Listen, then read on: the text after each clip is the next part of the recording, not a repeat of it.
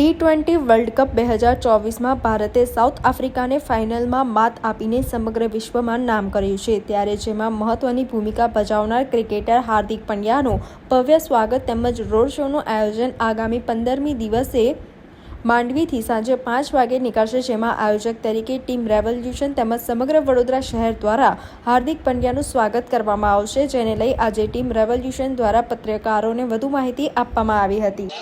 આવનાર 15 જુલાઈના રોજ બપોરે 5 વાગે સાંજે 5 વાગે હાર્દિકભાઈ પંડ્યાનો ભવ્ય રોડ શો વડોદરા શહેરમાં રાખવામાં આવ્યો છે।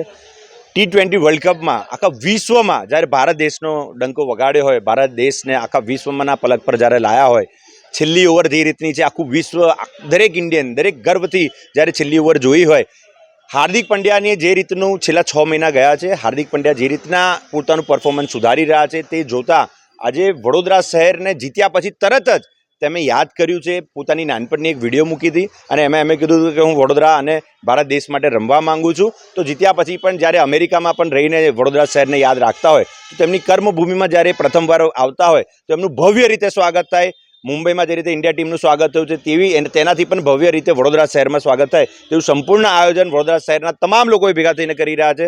વડોદરા શહેરના તમામ ગણેશ મંડળો, દરેક આગેવાનો, દરેક ક્રિકેટ પ્રેમીઓ, ભારતીય જનતા પાર્ટીના વિજયભાઈ શાહનો પણ આમાં પૂરેપૂરો સાથ સહકાર છે।